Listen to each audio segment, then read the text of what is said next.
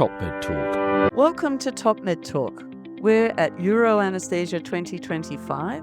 That's the annual meeting of the European Society of Anaesthesiology and Intensive Care. And this year we're in beautiful Lisbon in Portugal. The weather outside is incredibly sunny and warm, and there's lots of great things to see in Lisbon, but you would be amazed at how many people are at the Congress. It's the biggest Congress that the European Society has had, at least for a while, and it's a sellout, I believe. And people from all around the world are represented at the conference on the program and also in the delegate list. And so it's really exciting to be here. We've had a warm welcome from ESAIC, and we're very privileged today to have a former president of ESAIC here. Eduardo, would you like to introduce yourself to our listeners? I'm Edoardo De Robertis, professor in Anesthesiology and Intensive Care at the University of Perugia in Italy. And I had the privilege to have served ESAIC in many aspects, but the most important one was that when I became president, so 2002 to 2023, We were speaking just before the podcast about Perugia and about the beautiful chocolates that come from there. It was a very good one. So, Eduardo, you were the president of ESAIC during the COVID-19 pandemic, which particularly hit the north of Italy. And you were the president for the first meeting after the pandemic that was held face-to-face in Milano. Can you tell us a bit about the experience of being the president during that interesting period? Yeah, I mean, I started my presidency in a very complex and moment because we were coming out from the COVID pandemic, and for 2 years we did not met, so it was awful. I mean, and we were very scared also to come back in presence because it was still a moment which we didn't know it was possible, not possible, and you remember the laws that the moment we could meet, not meet, travel, not travel. So we were very scared, but then at the end we decided, no, we go for a face-to-face meeting, and so it was the first one, my first also meeting as president. Yeah, so it was very exciting and I would say very emotional for us to meet. But it was wonderful. A lot of people joined the Congress. For sure, it was the first Congress, so we did not reach the higher level of participants, but we were around 3,000, something like that. So, and it was amazing. And then we started to build up again, I mean, our Congress and to increase the numbers of participants. But we have, over the last years, seen a constant increase in delegates. And now we finally, after 3 or 4 years, we came back to numbers that are comparable to the best Congress before the COVID era. And the period since the COVID pandemic ended and the Milano meeting, the ESAIC has really focused on some key things like patient safety and sustainability and innovation. Yes, I mean, ESAIC is really invest a lot of efforts in safety, and we started this in several years ago because it was 2009 when the two main bodies of anesthesiologists in Europe, at that moment the society was ESA and the EBA that belongs to the UMS.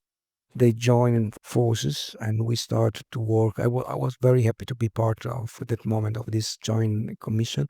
We started to address and to formalize the aspects of safety in anesthesiology. I have to say that anesthesiologists are the first specialty that has addressed the concept of safety because it's in our DNA. Sometimes I compare ourselves to the shield against the aggression of the surgeons. And so we have to save our patients from the aggression. We love our surgical colleagues. I mean, I'm just joking, for sure. But really, the patients expect from us the highest level quality of care and the highest level of safety. Mm. And so we really have started since the beginning to offer the highest level to our patients. Then within 2010, it was the declaration of Helsinki, seen in Helsinki. And thereafter, the movement has spread all around the world.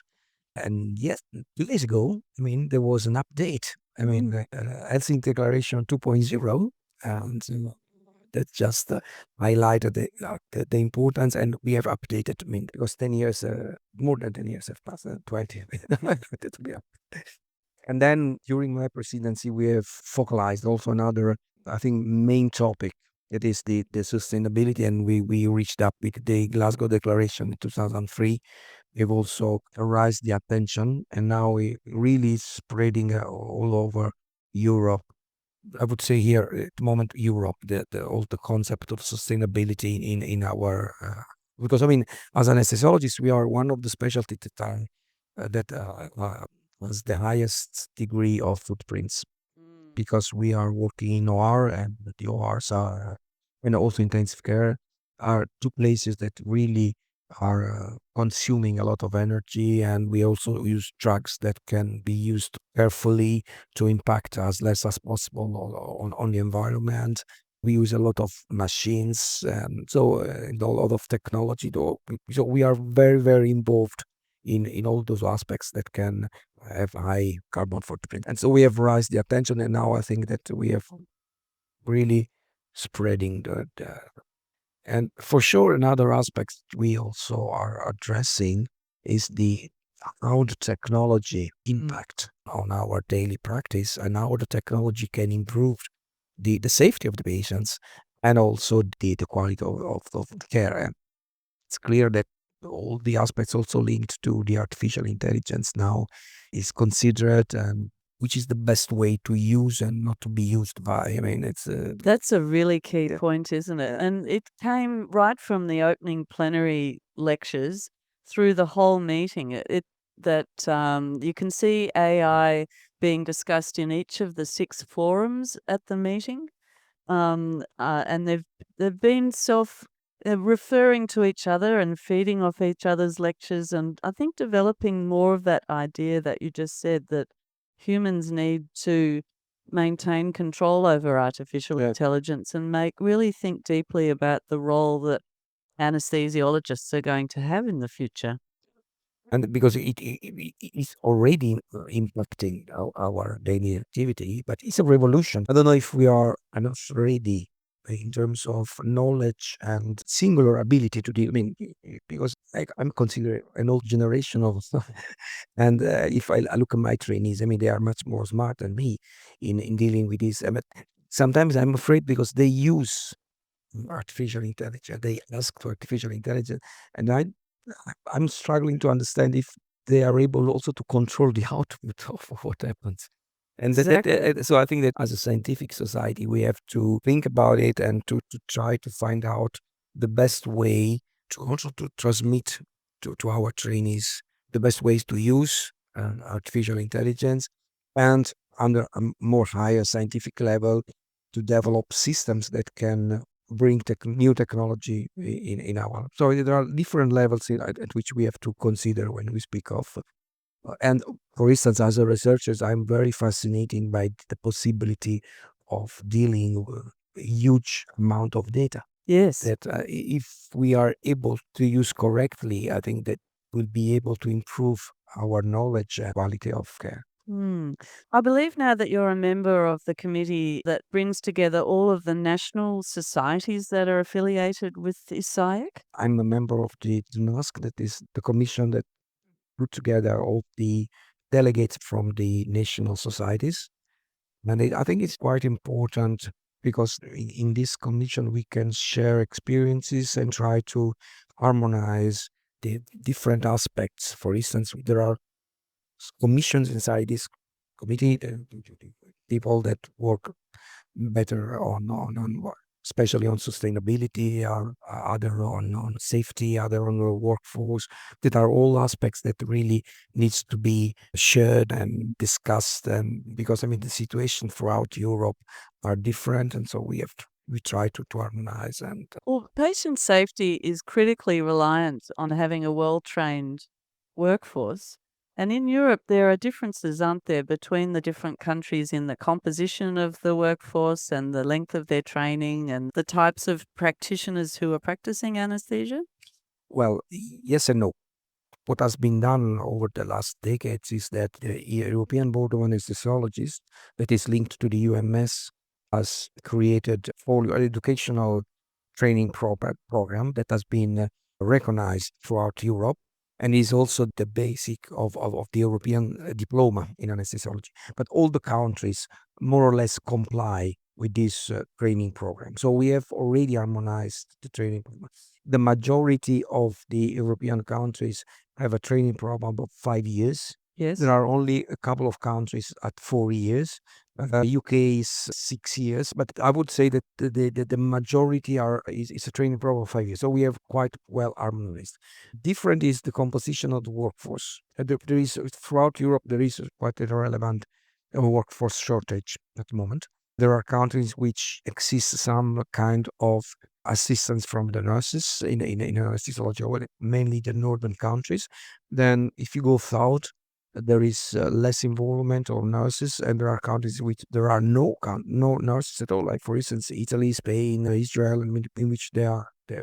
So the composition is different, and I would say that the quality it's quite good all around Europe. It's been a major achievement for the European Board and ESAIC to bring about that harmonization in such a diverse group of countries. I mean, we work on that. We work hardly on that. I cannot say that there is an harmonization, but we are in a good direction. And why are there workforce shortages in Europe? Multifactorial, no doubt. I think it's multifactorial. There is a shortage of doctors, the physicians in general. And because the younger generation are less, they don't see the profession as we have seen. And so our professions like anesthesiologists, surgeons, also there is a strong shortage. We are really under stress. Our job is not so easy, and it's stressful, dangerous, more or less not highly paid. There are several reasons why there is a shortage. And we also have to raise the attention towards our profession for the beauty of our profession. I mean, I really enjoy my work. I think that's one of the good things about the Euroanesthesia meeting is it does highlight the beautiful things about our profession and the joy of collegiality and innovation. And you can see just looking out the window of the room we're in now, there are people doing workshops with ultrasound and all, different monitoring systems. But they're also doing workshops about well-being, burnout, and all of that stuff. We try to offer all the aspects of our profession. And if you go outside, you breathe a wonderful atmosphere. And I think what is very nice for me is to see that the majority are young.